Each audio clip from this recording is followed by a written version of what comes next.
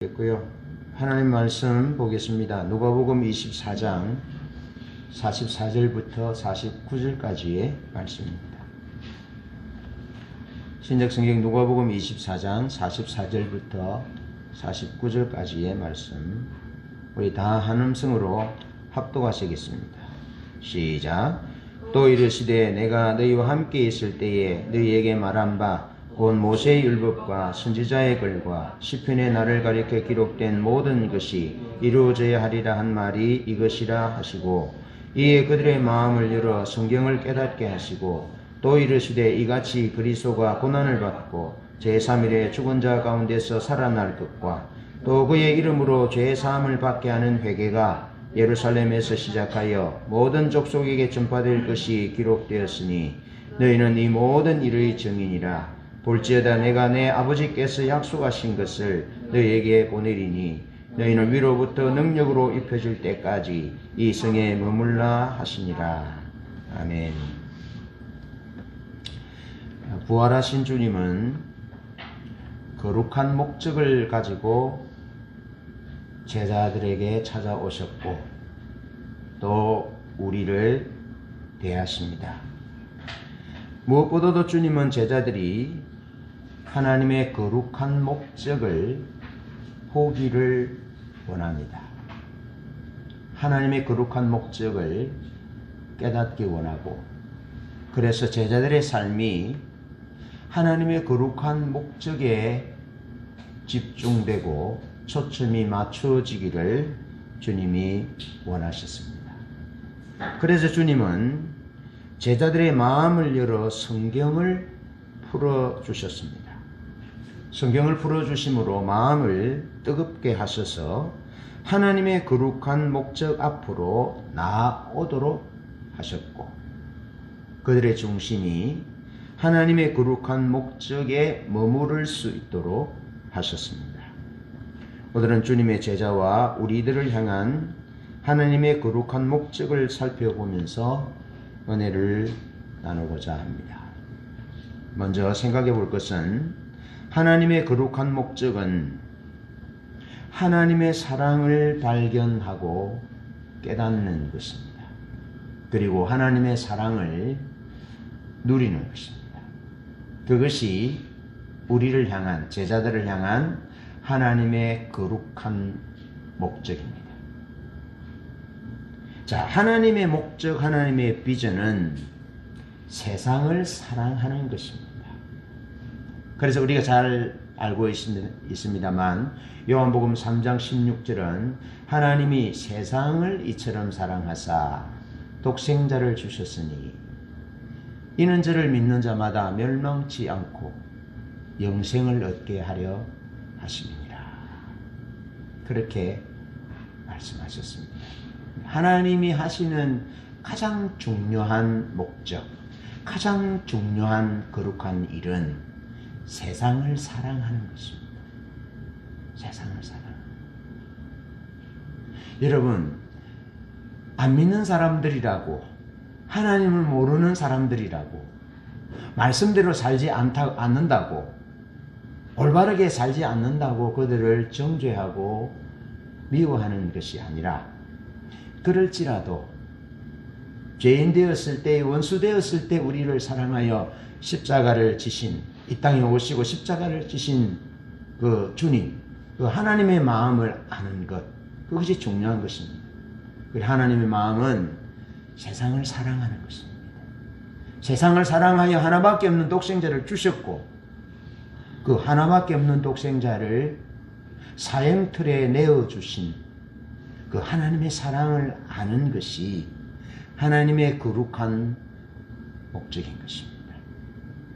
굉장히 중요한 것입니다.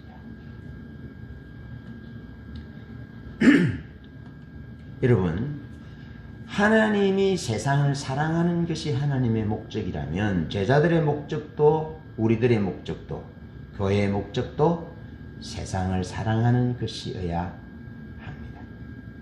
여러분, 세상이 하나님의 사랑을 알고 하나님의 사랑을 누린다면 그때 하나님의 뜻, 하나님의 목적은 이루어지는 것입니다. 자, 로마서 5장 5절에 보면 하나님의 사랑이 우리에게 부어졌다. 그렇게 바울은 기록하고 있습니다. 하나님의 사랑이 양동이에 물을 가지고 붓는 것처럼 부어졌다는 거예요. 네? 부어졌다. 옛날에 더워서 더울 때 덤물 치는 거 있잖아요. 촤 하는 물을 부으면 어후 하잖아요. 그렇게 하나님의 사랑이 부어졌다라는 거죠. 어디에? 우리가 살고 있는 이 세상에 부어졌다. 그리고 요한일서 4장 16절에 보면 하나님이 우리를 사랑하시는 사랑을 우리가 알고 믿었노니 하나님은 사랑이시라. 무엇을 믿느냐라는 거죠. 여러분, 우리가 예수를 믿을 때 무엇을 믿는다라는 겁니까? 그것은 하나님이 사랑이시라는 것을 알고 믿는 겁니다. 그것이 예수 믿는 것입니다. 그러니까 예수님을 믿으면서, 하나님을 믿으면서 나를 미워하고 싸우고 원수 맺고 빼앗고 그렇게 산다면 그건 하나님을 모르는 것입니다. 하나님을 제대로 믿는 것이 아닙니다. 요한 사도는 분명하게 말합니다. 하나님을 우리가 알고 믿었는데 그분은 사랑이시다. 사랑이시다. 하나님 그분이 사랑이신 것을 우리가 믿는다. 하나님 그분이 우리를 어떻게 사랑하셨는지 그 하나님의 사랑하는 행위들을 하나님의 마음을 알고 믿는다는 거죠. 그래서 요한 사도는 틈만 하면 설교가 소자들아 서로 사랑하라. 소자들아 서로 사랑하라. 또 다음에 설교하면 또 그 설교. 또 그 설교. 그 설교가 핵심이죠. 하나님의 사랑이시니까. 그 사랑을 누리고 그 사랑을 받은 자는 사랑하는 삶을 살 수밖에 없는 것이죠. 세상이 하나님을 알고 하나님의 사랑을 누린다면 하나님의 목적과 하나님의 비전이 성취되는 것입니다. 그 일을 위해서 교회가 있고 그 일을 위해서 그리스도인이 있고 그 일을 위해서 성경이 있고 그 일을 위해서 교회가 있는 것입니다. 우리가 있는 것입니다. 그래서 우리는 우리 삶을 통하여 하나님이 사랑이신 것을 믿는 것, 그리고 하나님이 사랑이신 것을 세상이 알도록 하는 것, 그래서 세상이 하나님의 사랑을 누리면서 살 수 있도록 하는 것, 그러면 하나님의 목적과 하나님의 비전이 이루어지는 것입니다. 그렇게 살기를 축복합니다. 그런 은혜가 있기를 축복합니다. 예수님은 이런 하나님의 목적, 하나님의 비전을 깨닫게 해주시려고 제자들의 눈을 열어주시려고 제자들을 찾아오셔서 제자들과 식사하시고 또 교제하시고 또 제자들에게 하나님의 말씀, 성경 말씀을 깨닫게 해 주셨습니다. 성경을 읽고 설교를 듣고 성경을 공부하고 하면서 가장 중요한 것은 하나님이 어떤 분이냐. 큐티 하면서도 제가 말씀드렸잖아요. 하나님이 어떤 분인가를 놓치면 안 된다는 거. 설교를 들을 때도 성경을 읽을 때도 교제할 때도 하나님이 어떤 분인지를 놓치면 안 되는데 하나님은 사랑이시다. 하나님은 이 땅을 사랑하셔서 이 땅을 살리기 위해서 하나님의 풍성하신 사랑을 누리며 살게 하시고자 이 땅에 독생자 예수 그리스도를 보내주셨고 사형틀에 내어놓으셨다. 그리고 다시 살리셔서 하나님 보좌에 함께 앉게 하셨다 하는 것입니다. 누가복음 24장 36절로 43절에 보면 주님은 제자들을 찾아오셨습니다. 두려움에 있는 제자들, 실망의 시리에 빠져 고향으로 돌아가는 제자들에게 주님이 찾아오셔서 성경을 풀어주시고 마음을 뜨겁게 하시고 회복하여 주시고 성경 말씀을 자세하게 풀어주셨습니다. 풀어주시면서 이 하나님의 사랑을 알도록 풀어주신 거예요. 교제하시고 떡을 떼시고 말씀을 가르쳐 주시면서 가슴을 뜨겁게 하신, 마음을 뜨겁게 하신 이유는 하나님의 사랑을 알 수 있도록 하시기 위한 것이 주님의 목적이었다는 겁니다. 주님이 이 땅에 오신 것은 하나님으로 오셨지만 하나님 아버지의 사랑을 드러내고 하나님 살아계신 것을 드러내고 하나님의 복음을 드러내기 위해서 주님이 오셨습니다. 하나님의 사랑을 드러내시기 위해서 주님이 오셨을 뿐만 아니라 죽기까지 복종하심으로 하나님 아버지의 사랑을 드러내셨습니다. 하나님이 우리를 얼마나 사랑하시는지, 어떻게 사랑하시는지, 얼마나 우리를 귀하게 존귀하게 여기시는지를 예수님이 보여주신 것입니다. 그것을 주님이 제자들에게 그 눈을 열어주시려고 찾아오셔서 교제하시고 성경을 풀어주셨다. 누가복음 24장 44절로 46절 오늘 말씀을 보면 그렇게 말씀하고 있습니다. 또 이르시되 내가 너희와 함께 있을 때에 너희에게 말한 바 곧 모세의 율법과 선지자의 글과 시편의 나를 가리켜 기록된 모든 것이 이루어져야 하리라 한 말이 이것이라 하시고 이에 그들의 마음을 열어 성경을 깨닫게 하시고 또 이르시되 이같이 그리스도가 고난을 받고 제3일에 죽은 자 가운데서 살아날 것과 그것을 주님이 제자들에게 말씀해 주셨습니다. 성경을 풀어주시고 마음을 뜨겁게 하시고 깨닫게 하셨습니다. 그러면서 예수님이 성경에 예언된 메시아이심을, 예수님이 성경에 예언된 하나님이심을, 하나님의 약속이심을, 하나님의 사랑이심을 깨닫고 알도록 주님이 찾아오셔서 교제하시고 말씀을 풀어주시고 알게 하시고 그들의 눈을 열어주셨다는 것입니다. 제자들의 눈을 열어주셨고 오늘 우리의 눈을 열어주셨다는 것입니다. 하나님의 사랑을 알도록. 그 하나님의 사랑은 예수 그리스도로 나타났는데 예수 그리스도 그분은 성경에 기록된 예언된 그분임을 너무나 잘 알도록 가르쳐 주신 것입니다. 여러분, 성경은 그들의 언어로 우리의 언어로 기록되었습니다. 그래서 성경을 기록하시고 예언하시고 예언된 하나님의 말씀을 토대하여 예수님이 이 땅에 오신 겁니다.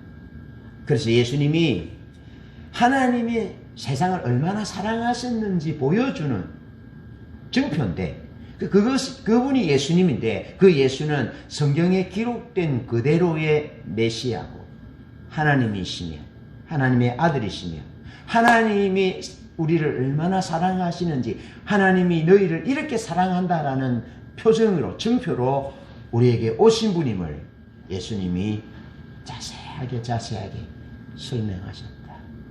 제자들이 알아들을 수 있도록 그렇게 하셨다는 것입니다. 여러분, 우리 삶의 가장 중요한 것은 하나님의 사랑을 깨닫는 것입니다. 하나님의 사랑을 발견하는 것입니다. 그리고 사람들이 하나님의 사랑을 깨닫고 알도록 그래서 이 땅을 향한 하나님의 뜻이 목적이 거룩한 목적이 이루어지도록 하는 것이 우리가 이 세상에 살아가는 날 동안 해야 할 가장 중요하고 소중하고 가치 있는 일입니다. 그 일에 힘쓰는 우리 모두 되기를 축복합니다. 영원히 실제하시는 하나님이 말씀에 하나님의 백성들이 그 영원히 실제하신 하나님을 알도록 말씀으로 예언하셨고 모세의 글과 또 선지자의 글과 시편의 구약성경 전체를 가리키는 거죠. 예언하셨고 그 예언대로 주님께서 실제로 오셨다는 것이죠. 그것을 보도록 주님이 제자들의 눈을 열어주시고 제자들의 눈이 그것에 열린다면 실제로 제자들의 삶은 담대할 수 있지요. 제자들의 삶은 무가치한 삶이 아니라 가치 있는 삶을 살아갈 수 있는 것이죠. 하나님의 사랑을 알고 하나님의 사랑을 누린다면 그 인생은 성공적인 인생인 것입니다. 두려움을 이기고 실패로부터 자유로운 그런 삶을 살 수 있기 때문에 주님이 오셔서 하신 일 중에 부활하신 주님이 오셔서 제자들에게 그 눈을 열어주셨다는 것입니다.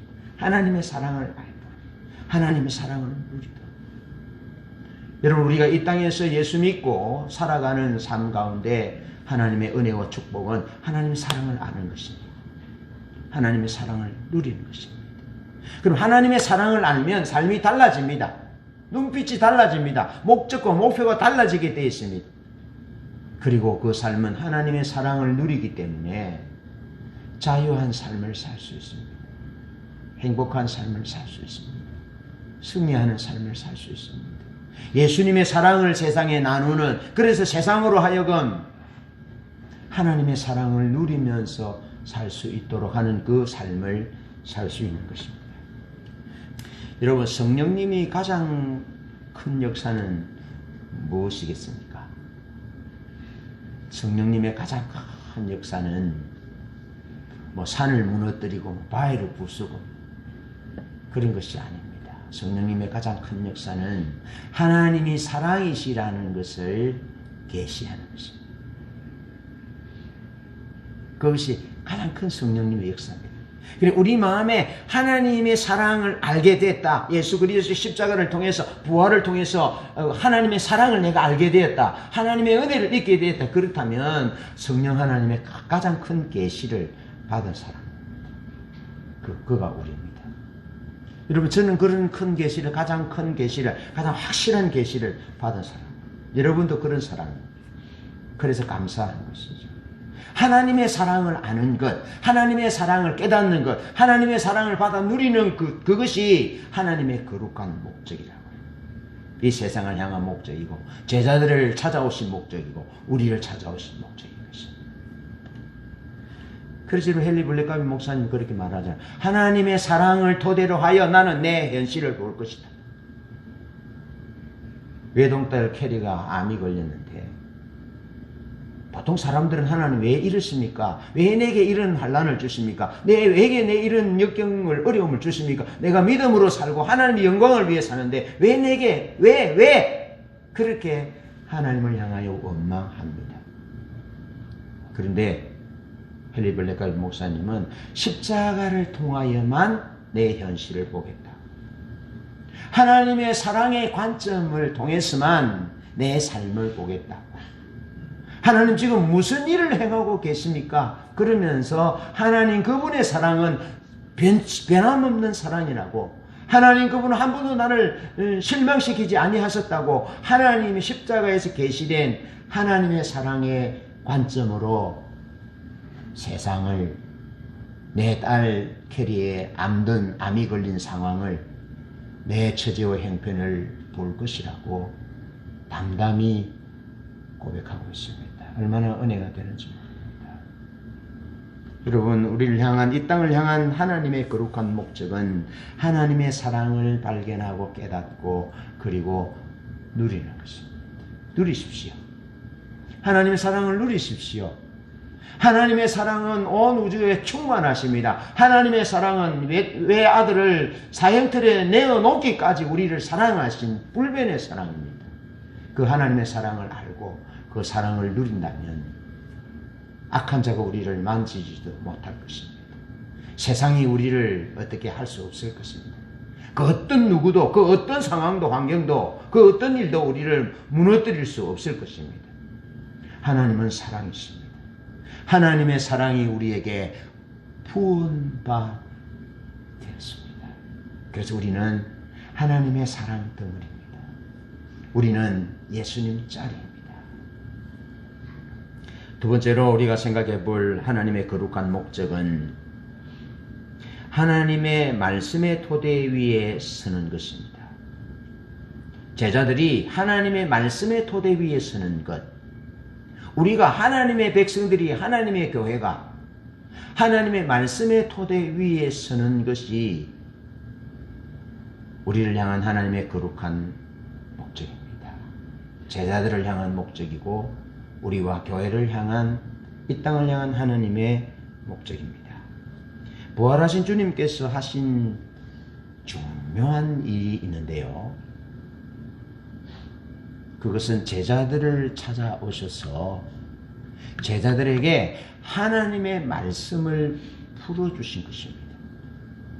다시 말하면 제자들이 현상에 토대하여서는 믿음이 아니라 하나님의 말씀을 토대하여서는 그런 가지는 믿음을 가지도록 주님이 하셨다는 겁니다. 이 일이 주님이 하신 부활하셔서 제자들에게 찾아오셔서 하신 가장 중요한 일입니다. 성경을 깨닫게 하셨습니다. 그래서 거듭거듭 말씀하고 있습니다. 거듭거듭 모세의 글과 선지자의 글과 시편에 내에 대해서 기록한 것이지 않느냐, 내에 대해서 기록했다. 그러면서 주님이 십자가의 고난을 받으실 것과 또 하나님의 영광 가운데 들어가실 것, 부활하실 것에 대해서 거듭거듭 주님이 제자들에게 말씀하셨는데, 주님이 그냥 적극적으로 말씀하신 것이 아니라 성경을 토대로 하여 풀어주셨다. 그래서 나는 성경에서 예언한 그대로의 주님이다. 나는 성경을 이루기 위해서 오셨다. 그렇게 주님이 제자들에게 성경을 깨닫게 하셨다는 겁니다. 예수님은 모든 성경 말씀의 예언을 성취하신 분입니다. 하나님의 약속을 성취하신 분, 또 하나님이 약속하신 것을 성취하실 분, 십자가에서 우리 죄를 대속하셨고 죽은 자 가운데서 살아나셔서 영광스러운 주님이 되셨습니다. 주님이 십자가에서 우리 죄를 대속하셨다는 것은 주님은 십자가에서 모든 것을 우리 위해서 하나님께 드리셨다는 겁니다. 주님에게는 남아있는 것이 아무것도 없었다. 주님은 제로였습니다. 주님이 십자가에 달리셨다는 것은 주님은 하나님 앞에 아무것도 없는 존재로 남았다. 그렇게 죽으셨다는 겁니다. 이런 십자가로 승리한다는 의미는 그런 것입니다. 우리가 남지 않는 것을 말합니다. 우리가 어떤 관계에, 셈이나 관계나 뭐 이런 부분에 있어서 우리가 하나도 남지 않는 상태가 십자가로 이기는 것입니다. 왜 여러분 우리가 실패합니까?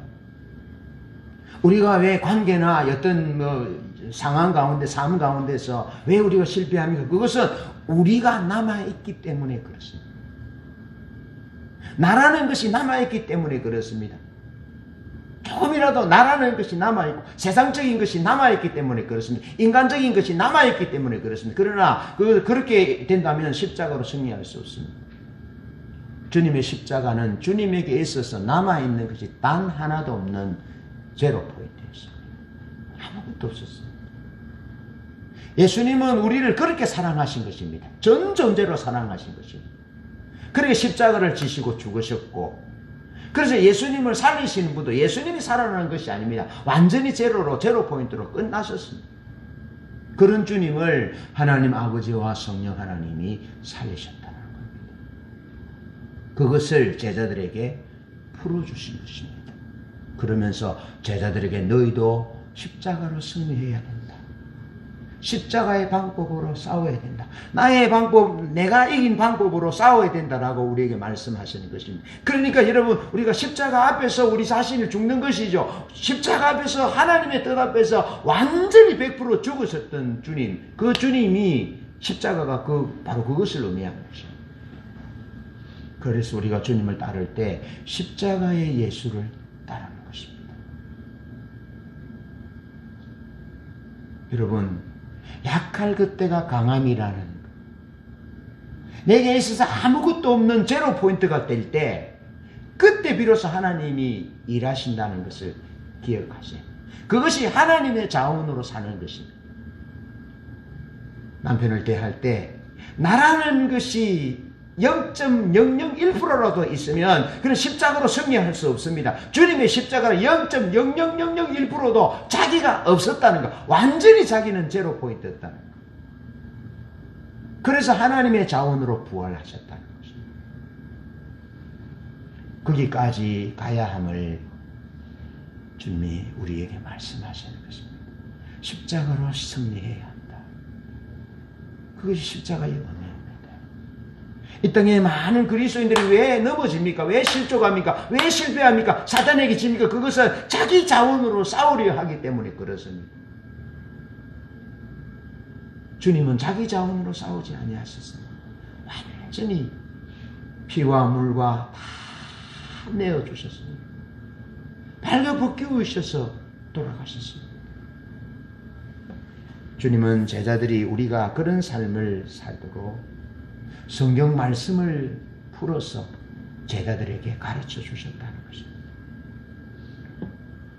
자, 이 사실을 제자들이 믿고 확신하도록 예수님이 모세의 율법과 선지자의 글 시편의 예언을 성취하신 하나님이심을 깨닫게 하십니다. 주님이 십자가를 설명했는데요. 주님이 모세의 글과 선지자의 글과 시편의 글, 하나님의 말씀을 이루기 위해서 자신은 제로 포인트가 되셨다는 겁니다. 남는 것이 없었다는 겁니다.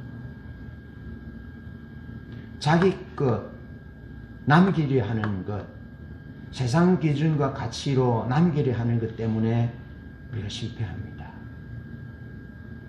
그러나 주님은 하나님의 말씀을 이루기 위해서 자기를 십자가에 내려놓았다는 겁니다. 자기는 제로가 됐다는 겁니다. 하나님의 말씀을 이루기 위해서, 하나님의 역사가 나타나기 위해서, 부활하기 위해서 십자가를 지고 죽으셨다는 겁니다. 이 땅에 오셨다는 겁니다. 고난당하셨다는 것입니다. 죽으셨고 묻히셨고 부활시키심을 받았다는 겁니다. 그것을 주님이 제자들에게 깨닫게 하셨습니다. 그것이 주님이 하신 중요한, 부활하신 주님이 제자들에게 하신 중요한 일 가운데 핵심적인 일이었다는 겁니다. 여러분, 제자들과 우리가 말씀의 토대 위에 서야 나는 제로 포인트가 되고 하나님의 자원으로 말씀의 토대 위에 설 때 비로소 십자가의 증인, 부활의 증인이 될 수 있기 때문에 그렇습니다. 여러분, 고린도서 1장 18절에 이렇게 말씀합니다. 십자가의 도가 멸망하는 자들에게는 미련한 것이요 구원 얻는 우리에게는 하나님의 능력이라. 여러분, 세상 사람들이 볼 때는 십자가는 미련한 것입니다. 세상 사람들이 죽은 자 가운데서 사람이 살아났다라고 하는 말은 미친 얘기입니다. 믿을 수 없는 얘기입니다. 믿을 수 없는 얘기, 어리석은 것, 부끄러운 것, 그것을 전하려면 말씀의 토대 위에 서야 한다는 겁니다. 하나님의 말씀의 토대, 약속대로 주님이 오셨다는 것을 믿지 않으면 십자가와 부활은 능력이 될 수 없다는 것입니다. 여러분, 십자가는 사형수들이 사형집행을 받는 틀입니다. 형틀입니다. 형틀. 그러니까 얼마나 미련한 것입니까? 어리석은 것입니까? 죽은 자가 살아났다는 얘기는 죽은 자가 살아날 수 없습니다. 그래서 멸망하는 자들이 미련한 것이 받아들일 수 없어요. 세상의 관점은 그렇다 이 말이죠. 이럴 때 정인이 될, 이런 세상 가운데 정인이 될 수 있는 것은 말씀의 토대 위에 말씀이 실제가 되어서 예수 그리스도 그분은 말씀을 이루신 분이다, 실제하신 분이다, 성취하신 분이다 라는 것이 여기 성령으로 믿어지지 않으면 정인이 될 수 없다는 겁니다. 말씀의 토대 위에, 말씀 위에 서지 않으면 십자가와 부활의 정인이 될 수 없는 것입니다. 여러분, 제자들은 환경 때문에 주님을 떠납니다. 주님이 십자가를 지실 때 환경 때문에 떠나요. 주님이 부활하셨다는 소식을 들었지만 자기가 한 말, 자기가 주님 앞에서 현장에서 부인하는 것이 주님 현장에서 목격되잖아요. 발각되잖아요. 시몬, 베드로 같은 게. 그래서 부끄러워서 도저히 주님 앞에 설 수 없었던 거예요. 그래서 주님이 부활하셨다는 사실을 알고도 디베라로 옛날 노물고기 잡으러 옛날 자리로 돌아가 버린 거예요. 다시 말해서 환경 때문에 무너진 거예요. 실수한 것 때문에 무너진 거예요. 실패한 것 때문에 무너진 거예요. 여러분, 실패할 수 있습니다. 환경 때문에 무너질 수 있습니다. 넘어질 수 있습니다. 그걸 꼭 기억하셔야 됩니다. 우리의 믿음의 토대는 환경이 아닙니다. 실수가 아닙니다. 실패한 것이 아닙니다. 여러분, 예수 믿는 사람도 실패할 수 있습니다. 넘어질 수 있습니다. 감정적일 수 있습니다. 근데 그 토대 위에 서는 것이 아니라 그럴 수 있어. 그러나 우리가 설 수 있는 믿음의 토대는 하나님의 말씀이라는 거예요. 말씀의 토대 위에서. 그래서 주님이 시몬 베드로를 찾아가잖아요. 감정의 토대, 실수의 토대, 현장에서 적발된 그런 부끄러운 것의 토대가 아니라 너는 말씀의 토대 위에 서야 돼. 하나님의 사랑의 토대 위에 서야 돼. 그래서 그를 찾아가서 말씀의 토대 위에 서도록 회복시킨 것입니다. 에마오로 가는 제자도 마찬가지입니다. 오늘 본문도 마찬가지인 것입니다.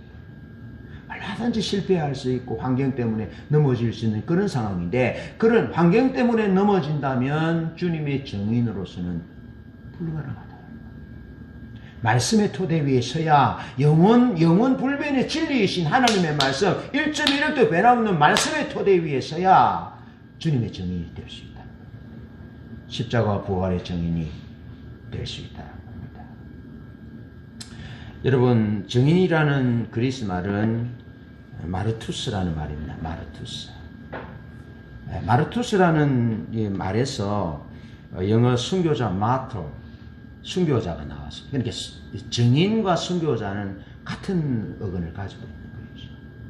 누가 죽음의 자리까지 갈 수 있느냐? 누가 순교자가 될 수 있느냐? 주님을 증거하다가 죽음의 자리까지 갈 수 있느냐? 그것은 말씀의 토대 위에 서 있는 사람. 환경에 따라, 감정에 따라, 실패의 여부에 따라 무너지는 사람이, 흔들리는 사람은 결코 정의의 자리까지 갈 수 없고 죽음을 불사하는 순교의 자리까지 갈 수 없다라는 것입니다. 하나님의 말씀의 토대 위에 견고히 선 자만이 십자가와 부활의 증인이 될 수 있는 것입니다. 십자가의 도가 멸망하는 자들에게 미련하는 것이에요. 미련한 사람들을 깨뜨릴 수 있는 것은 말씀의 토대 위에 설 때만 가능한 것입니다. 그래서 주님이 오셔서 부활하신 주님이 하신 가장 중요한 일 중에 하나는 제자들에게 말씀을 풀어주신 것입니다. 그래서 제자들의 믿음이 환경이 아니라, 실패가 아니라, 세상 기준이 아니라 하나님의 진리의 말씀, 성경 말씀의 토대 위에 서는 신앙이 되도록 주님이 오셔서 제자들에게 성경을 풀어주시고 가슴을 뜨겁게 하시고 눈을 열어주시고 교제하시고 그렇게 하셨다는 것입니다. 말씀의 토대 위에 서는 것이 굉장히 중요합니다. 여러분, 사도 바울이 에베소에서 대단한 능력과 역사가 나타났는데, 사도 바울이 자랑스럽게 생각하는 것은요, 고린도 교회에 편지를 할 때 고린도전서 15장에서 바울 사도가 말해요. 바울 사도가 말하는 게 있잖아. 나는 예수 그리스도와 그가 십자가에 못 박히신 것 외에는 난 다른 걸 알지 않기를 했다. 십자가에 못 박힌 예수 그리스도 그분만 알기를 원했고, 또 죽음을 깨뜨리고 부활하신 예수 그리스도 그분만 알기를 사도 바울은 원하거든요. 이게 사도 바울이 자랑스럽게 생각하고 능력으로 생각하는 것은 예수 그리스도였어요. 예수 그리스도 알기를 원했었어요. 그런데 이 예수 그리스도를 사도 바울이 어떻게 능력으로 삼고 자랑 삼고 목적과 목표 삼느냐라면, 예수 그리스도 그는 성경대로 십자가를 지시고 성경대로 살아나시고 사흘 만에 살아나시고 성경대로 예수 그리스도 그분은 성경대로 오신 분이다. 성경의 말씀을, 하나님의 약속의 말씀을 이루신 분이다. 그것이 사도 바울의 능력이었다고요. 사도 바울의 자랑이었다고요. 단순히 예수 그리스도가 아니라 예수 그리스도 그분은 성경대로 오셔서 성경대로 십자가를 지시고 성경대로 다시 살아나셨다. 하나님의 약속을 이루신 사랑의 실제다라는 것을 사도 바울이 자랑스러워했다는 거예요. 하나님의 사랑이 하나님 사랑이신데 하나님의 실제가 성경을 이룬 실제로 나타났다는 거죠. 그것을 사도 바울이 능력으로 자랑으로 여기고 있다라는 겁니다. 여러분, 말씀의 토대 위에 우리가 설 때 세상이 우리를 통해서 하나님을 보게 될 것입니다. 여러분, 안 믿는 사람들은 성경을 읽지 않습니다. 물론 절에 있는 스님들도 성경을 읽는다라는 얘기를 들었습니다. 베스트셀러 중에 베스트셀러는 더 바이블입니다. 성경입니다. 그런데 세상 사람들은 성경을 읽지 않습니다. 그럼 세상 사람들이 읽는 성경은 무엇이겠습니까? 세상 사람들이 보는 성경은 더 바이블, 우리가 보는 성경이 아닙니다. 물론 개중에 보는 사람도 있지만 세상 사람들이 보는 성경은 그리스도인입니다. 그리스도인의 삶이 세상 사람들이 보는 유일한 성경입니다. 그러니까 세상은 그리스도인을 통해서, 그리스도인의 삶을 통해서 성경을 읽는 겁니다. 그런데 예수 믿는 사람들이 신앙의 토대인 말씀의 토대 위에 서서 살지 않으면 실제로 세상 사람들은 다른 성경을 읽는 겁니다. 우리를 통해서 하나님의 말씀인 성경을 읽는 것이 아니라 짝퉁 성경을, 위조된 성경을, 잘못된 성경을 우리의 삶을 보고 읽는 것입니다. 그래서 악인의 심판, 악인의 멸망의 책임을 믿는 우리에게 물으신다라고 에스겔서에서 말하고 있는 것입니다. 왜 제가 삶을 강조합니까? 왜 남편을 사랑하고 형제를 사랑하고 안 믿는 사람들을, 친족들을, 형제들을 사랑하라고 말합니까? 그것은 우리가 세상 사람들이 우리를 통해서 읽는 성경이기 때문에 그렇습니다. 우리가 성경이기 때문에 그렇습니다. 그리스도인의 삶이 불신자들이 읽는 유일한 성경임을 꼭 기억하셔야 합니다. 여러분, 그래서 사도 바울은 마지막 서신 디모데후서에서 이렇게 말하고 있습니다. 디모데후서 4장 1절로 2절에 하나님 앞과 살아있는 자와 죽은 자를 심판하실 그리스도의 예수 앞에서 그가 나타나실 것과 그의 나라를 두고 엄히 명하노니 너는 말씀을 전파하라. 말씀을 전파하라. 때를 얻든지 못 얻든지 항상 힘쓰라. 범사에 오래 참음과 가르침으로 경책하며 경계하며 권하라. 사람들은 바른 교훈을 받지 않고 허탄한 이야기를 따르리라. 허탄한 이야기, 신화적인 이야기, 생명을 살릴 수 없는 얘기, 성경 얘기가 아닌 그런 다른 얘기를 따르리라. 그러나 너는 모든 일에 신중하여 고난을 받으며 전도자의 일을 하며 내 직무를 다하라. 너는 말씀을 전파하라. 말씀을 전파하라.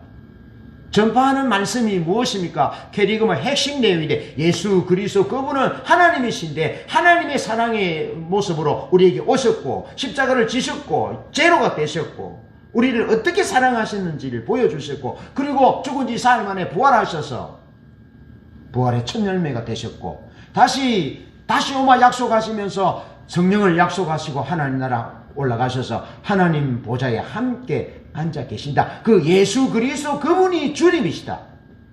그분이 성경 말씀의 예언대로 오신 하나님이시다. 그분이 하나님의 사랑이시다. 그분을 믿으면 영원히 구원을 받는다 하는 것이 디모데가 전해야 될 하나님의 말씀이라는 것입니다. 여러분 보여지나요? 하나님의 말씀의 토대 위에 서야만이 증인의 삶을 살 수 있습니다. 하나님의 말씀의 토대 위에 서야만이 하나님의 성경을 안 믿는 사람들에게 하나님 성경 그대로 보여줄 수 있습니다. 이것이 우리를 향한 하나님의 거룩한 목적이라고요. 지난주에 설교할 때 주님이 말씀을 풀어주셨다라고 설교했잖아요. 그렇게 할 때 하나님이 그림을 보이셨는데 이런 용기가 있습니다. 그릇이 뭘 담는 용기인데 그 용기에 3등분을 딱 하면 3분의 1만 콩이 3분의 1만 담겨있는 그래 감동이 우리에게 하나님의 말씀을 보고 하나님의 말씀 그대로의 지식들이 부족하다. 어떻게 사랑해야 되고, 어떻게 용서해야 되고, 어떻게 축복해야 되고, 어떻게 인내해야 되고, 십자가의 의미가 뭔지, 부활의 의미가 뭔지, 어떻게 사랑해야 되는지, 이런 하나님의 말씀에 대한 지식들이 우리에게 턱없이 부족하더라고요. 턱없이 부족하니까 말씀대로 살 수 없지요. 살지 못하지요. 그러니까 부활의 정인이, 십자가의 정인이 불가능합니다. 십자가와 부활의 정인, 때를 얻든지 못 얻든지 말씀을 전하는 전도자의 삶, 그런 것에서 우리의 삶이 턱없이 부족하다는 겁니다. 그것을 하나님이 보이셨다라는 것입니다. 그러면서 마지막으로 세 번째로 생각해 볼 것은 하나님의 거룩한 목적은 하나님의 성령을 기다려야 한다는 것입니다. 우리에게 가장 중요한 것은 하나님을 기다리는 것입니다. 하나님을 기다리는 것입니다. 성령 하나님을 기다리는 것이고, 하나님의 임재와 하나님의 영광을 기다리는 것이고, 하나님이 다시 오마 약속하신 그 재림을 기다리는 거예요. 재림을. 주님 이 땅에 다시 오시면 이 땅의 역사는 끝이 납니다. 주님 다시 오시면 끝납니다. 모든 것이 끝납니다. 그 하나님을 기다리는 것만큼 중요한 일은 없습니다. 우리 삶의 가장 중요한 것은 하나님을 기다리는 것입니다. 왜냐하면 하나님이 오시면, 성령을 경험하면 우리의 삶이 달라지기 때문에 그렇습니다. 우리 삶의 현재의 삶이 달라지고 미래의 우리 삶이 달라지게 됩니다. 그러면서 구원과 사역과 영적인 전쟁과 거룩해지는 거룩한 삶이 우리 삶 가운데 실제가 되는 것입니다. 주님이 오실 때, 하나님을 경험할 때, 성령이 능력으로 임할 때 실제가 되는 것입니다. 성령이 임하여 하나님이 사랑이시라는 것과 하나님의 사랑이 우리에게 부어졌다는 것을 깨닫고 성령의 조명으로 알게 될 때 실제로 우리 삶에는 승리의 역사가 일어나게 되는 거죠. 실제 우리의 삶이 그렇게 사라지게 되는 것입니다. 성령님 오셔서 비추시고 역사하시면 우리의 구원과 사역과 영적 전쟁과 우리 삶이 주님을 닮아서 거룩해지는 것입니다. 성령이 오셔야. 사람의 결심과 결단으로는 부족합니다. 불가능합니다. 성령님이 오셔야 됩니다. 성령님이 오셔서 능력으로 임하셔야 합니다. 하나님의 임재와 영광으로 임하셔야 합니다. 그래야 우리가 달라질 수 있습니다. 승리하는 삶을 살 수 있습니다. 왜 우리가 지속적으로 승리하지 못합니까? 왜 우리가 거룩하게 주님 모습처럼 달라지지 않습니까? 그것은 지속적으로 성령이 오셔서 성령과 교제하고 하나님과 교제하는 그런 지속적인 하나님과의 만남의 삶이 우리에게 부족하기 때문에 그렇습니다. 성경에 하나님을 만난 사람은 그 삶이 현재가 달라졌고 미래가 달라졌습니다. 하나님처럼 살았습니다. 왜? 그들 속에 하나님이 내주하셔서 살아 계시기 때문에 그들의 삶은 하나님의 삶이었습니다. 거룩한 삶이었습니다.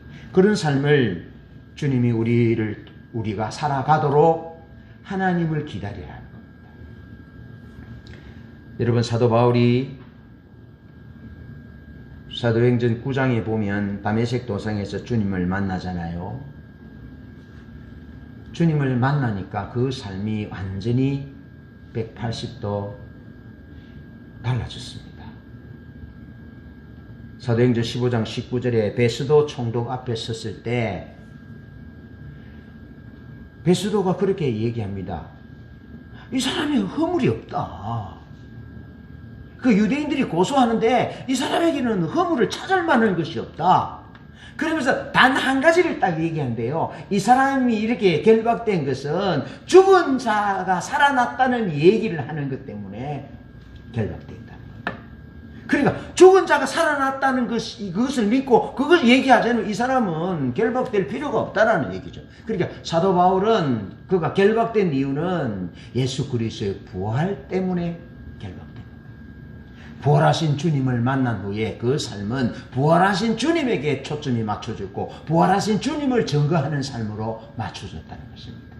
그리고 지속하여 하나님 그분을 기다리는 그런 삶으로 맞춰졌고, 사도행전 26장 19절에 아그리빠 왕 앞에서는 그렇게 말하잖아요. 십자가와 부활의 주님, 하늘에서 보이신 것이 목적이 되어 그것 때문에 결박당했다는 겁니다.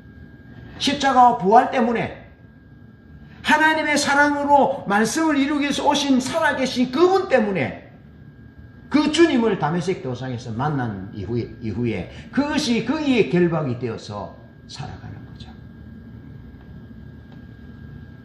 십자가와 부활 때문에 하나님의 거룩한 목적 때문에 결박당했다는 겁니다.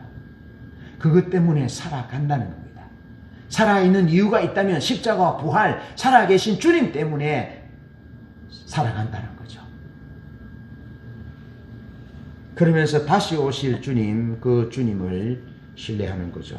그러므로 바울은 에베소서 1장 17절로 19절에서 우리 주 예수 그리스도의 하나님 영광의 아버지께서 지혜와 계시의 영을 너희에게 주사 하나님을 알게 하시고, 하나님을 왜 기다려야 합니까? 왜 성령을 기다려야 됩니까? 그것은 하나님의 거룩한 목적인 하나님의 사랑을 알도록, 하나님이 어떤 분인지를 알고 누리도록 하는 그 핵심이 성령이 오셔야 가능하다는 겁니다. 성령이. 그래서 지혜와 계시의 영을 너희에게 주사 하나님을 알게 하시고 너희 마음의 눈을 밝히사 그의 부르심의 소망이 무엇이며 왜 그리스도인이 되었느냐, 왜 예수 믿느냐, 왜 살아가느냐, 그 부르심의 소망이 무엇이며 성도 안에서 그 기업의 영광의 풍성함이 무엇이며 성도가 어떤 존재인지, 성도에게 어떤 특권과 능력을 주셨는지 그것을 알게 하는 이는 성령이라는 겁니다. 성도의 정체성, 성도의 존재, 그것을 알게 하는 존귀한 자로, 능력 있는 자로, 하나님 보좌에 함께 앉게 하실 자로 구원하셨다는 것을 알게 하시는 이는 성령님이시기 때문에 성령을 기다리라. 지혜와 계시 성령을 구하고 있는 것입니다.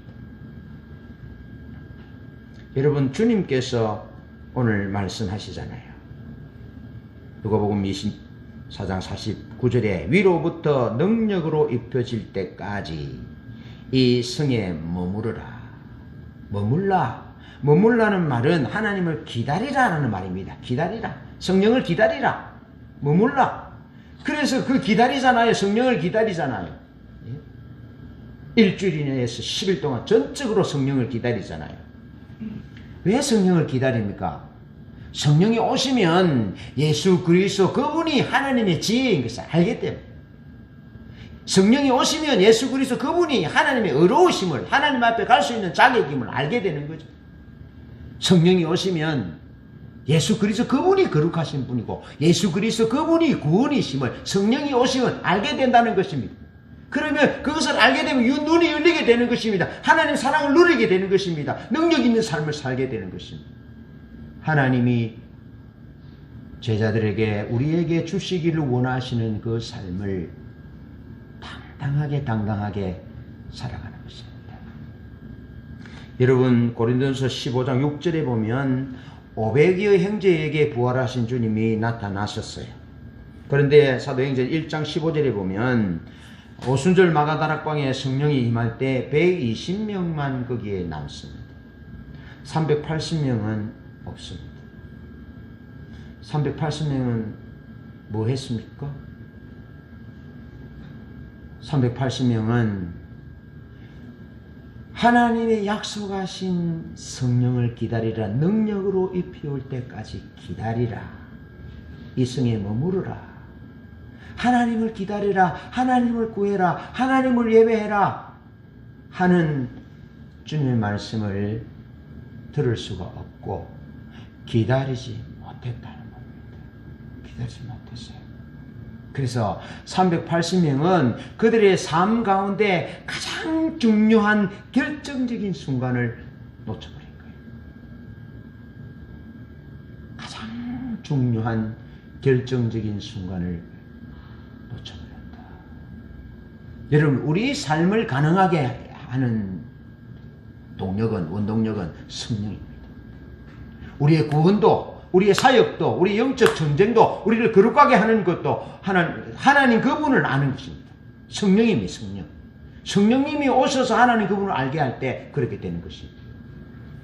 여러분 실제로 성령이 아니고는 우리 삶의 모든 부분은 불가능되지 않습니다. 그리스도인의 삶은 성령이 아니면 전적으로 부족합니다. 안 됩니다. 불가능합니다. 제가 여러분 한 몇 년 전에 그 미포조선에서 일을 한 적이 있었는데요. 그때 느낀 부분들은 철저히 그것입니다.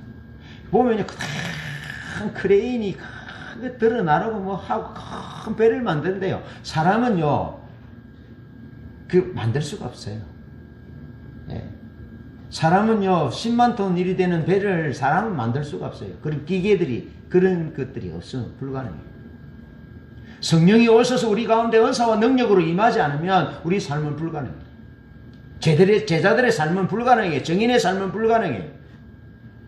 그래서 성령을 기다리라는 것입니다. 성령이 오셔서 성령이 능력으로 임하셔서 능력이 임할 때에 비로소 구원이 확신이 있고 사역이 가능하며 영적 전쟁의 승리가 있고 하나님과 동행하는 삶이 가능하다는 것입니다. 그래서 주님은 제자들에게 성령을 기다리라. 위로부터 능력이 입힐 때까지 아버지의 약속하신 것을 기다리라 라고 말씀하셨습니다. 우리 삶의 가장 중요한 것은 하나님을 기다리는 것입니다. 하나님이 오시면 우리의 삶이 달라지기 때문에 그렇습니다. 우리에게 가장 필요한 것은 하나님을 대면하는 것입니다. 그래서 하나님의 사랑을 아는 것입니다. 하나님을 대면하면 예수가 지혜요 의로움이요 거룩하며 구원이심을 분명하게 알게 되는 것입니다. 그래서 예수 그리스도 그분과 동행하는 삶을 살고 그분을 증거하는 삶을, 정인의 삶을 살아갈 수 있습니다. 죽음을 불사하고 정인의 삶을 살아갈 수 있습니다. 그분을 대면합니다. 그래서 가장 중요한 것은 하나님 그분을 기다리는 것입니다. 그것이 우리를 향한 하나님의 거룩한 목적이고 거룩한 비전인 것입니다. 우리에게 가장 필요한 것은 주님의 말씀을 따라가는 법을 배우는 것입니다. 여러분, 우리의 삶은 말씀을 따라가는 것입니다. 말씀을 따라가는 삶입니다. 주의 언약을 따라가는 삶입니다. 주님 말씀하신 것은 반드시 이루어집니다. 반드시. 1점 천지가 없어졌지 하나님의 말씀은 1.1회기로 변치 않고 이루신다라고 말씀하셨습니다. 하나님은 역사를 말씀하신 대로 이루신 분입니다. 앞으로도 말씀하신 대로 주님이 재림하실 것입니다. 주님 재림하시면 이 땅은 끝날 것입니다. 악인과 의인과 죄인, 선인과 악인은 구분되어 하나님 앞에 심판받고 어려운 믿음의 사람은 하나님 나라에 들어가게 될 것인가 하면 불의한 자, 죄인은 불과 유황으로 타는 불못에 두 번째 사망인 지옥으로 들어가게 될 것임을 분명하게 말씀하고 있습니다. 우리가 살아가야 할 삶은 주의 말씀을 따라 사는 법을 배우는 것입니다. 여러분, 하나님이신 예수님도 주의 말씀을 따라 오셨고 주의 말씀을 따라 사셨고 고난받으셨고 주의 말씀을 따라 이루기 위해서 죽으셨고 주의 약속하신 말씀을 따라 아버지와 성령이 예수 그리스도를 죽은 자 가운데서 다시 부활시키셨습니다. 그리스도인의 삶의 결론은 말씀을 따라 사는 법을 배우는 것입니다. 그래서 말씀을 알아야 합니다. 말씀이 우리라는 존재의 그릇에 가득해야 합니다.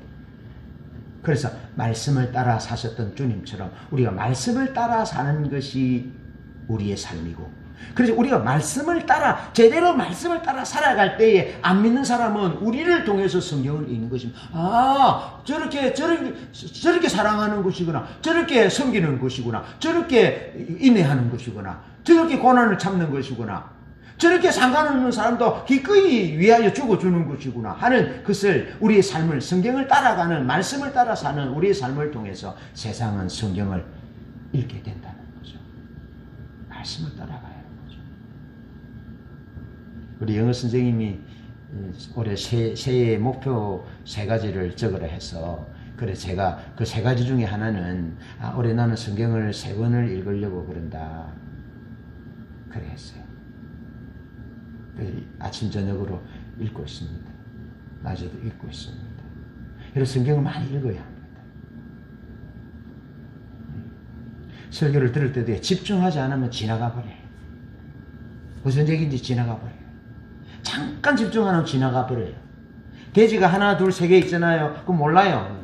2개는 알지만 하나는 몰라요. 혹은 하나만 알고 둘은 모를 수 있어요. 집중해요. 말씀을 따라 사는 법을 배우기 위해서 그것이 거룩한 목적이라고요. 그러면서 하나님의 성령을 기다리는 것이 우리가 해야 할 가장 필요한 것입니다. 여러분, 우리 삶에 결정적인 무언가가 있어야 돼. 결정적인 무엇이 있어야 돼. 그래야 안 무너져요. 그래야 세상과 타협하지 않아요. 그래야 사단의 종이 되지 않아요. 가룟 유다처럼 여러분 은30에 예수님을 파는 그런 길을 가지 않아요. 결정적인 것이 있어야 돼요. 결정적인 것은 하나님을 만난 경험이에요. 하나님을 만난 경험. 하나님의 은혜를 경험한, 성령을 경험하는 그런 경험이 우리의 삶의 결정적인 것인데, 그것이 없으면 정인이 될 수 없어요. 그것이 없으면 끝까지 승리할 수 없어요. 끝까지 가야 월계관을 받는 거예요. 끝까지. 네? 그래서 마라톤으로 설명하잖아요. 다른 박질하는 자가, 예수 믿는 사람을 다른 박질하는 마라톤으로 설명하는데 끝까지 법대로 끝까지 달려야 멸관을 받지 않느냐라는 거죠. 끝까지 달려가기 위해서는 결정적인 뭔가가 있어야 되는데, 그 결정적인 것은 성령을 경험하는 겁니다. 하나님을 만나는 것이다. 하나님을 만나는. 하나님의 은혜를 입는 것이라 이 말이죠. 그래서 결정적인 그 성령의 경험, 하나님을 만나는, 하나님의 은혜를 경험한 그것이 우리의 삶을 이끌어간다고요. 그래서 사도 바울은 날마다 죽는다. 날마다 그런 제로 포인트가 되고 십자가 앞에 서고 날마다 주님을 구하고, 날마다 주님을 알기를 구하고, 날마다 성령의 인도를 구하고, 그렇게 살아서 사도 바울이 감옥에서 형장에 있을러 죽기까지 그는 강한 자로, 주님을 닮은 자로, 승리하는 자로 살았다고요. 바울이라는 영화를 근래에 보았는데, 여러분 다시 보았는데요, 감옥에 있는데 얼마나 의연하고 대연사역하고 담대하고, 누가 죄수고 누가 간수인지 모를 정도로 아주 담대하고 꿋꿋하고 멋있고, 그래서 주님이 심판받는 그 빌라도 앞에 서서 빌라도가 예수님께 진리가 무엇입니까? 도로 묻는 그런 역사가 일어났다고요. 사랑하는 성도 여러분, 올해 우리의 거룩한 목적이 무엇입니까? 여러분의 거룩한 목적이 무엇입니까? 우리의 삶의 거룩한 목적이 무엇입니까? 그것은 주님 아는 것이 되어야 합니다. 주님을 대면하는 것이 되어져야 합니다. 그것이 우리의 목적이 되어야 합니다. 그래서 하나님이 어떤 분인지, 하나님의 사랑을 아는 것이 우리의 목적이 되어야 합니다. 그래서 하나님의 사랑을 알고 하나님의 사랑을 막 누리는 그 삶이 올해 한 해 우리의 목적이 되기를 축복합니다. 그러면서 우리가 하나님의 말씀의 토대 위에 서는 것, 그것이 우리의 거룩한 목적이 되어야 하고요. 마지막으로는 하나님의 성령을 기다려서 성령의 능력으로 살아가는, 성령의 능력으로 구원의 확신을 갖고, 성령의 능력으로 영적 전쟁에서 승리하고, 성령의 능력으로 우리가 거룩해지고, 성령의 능력으로 우리가 하는 모든 사역이 하나님의 사역이 되는 그런 일이 있도록, 하나님의 거룩한 목적이, 제자들을 그렇게 세우기를 원하는 거룩한 목적이, 한 주님의 의도가 어떤 것인지를 알아 주님의 목적을 따라 살아가는, 그런 승리하는 우리 모두 되시기를 주님의 이름으로 축복합니다.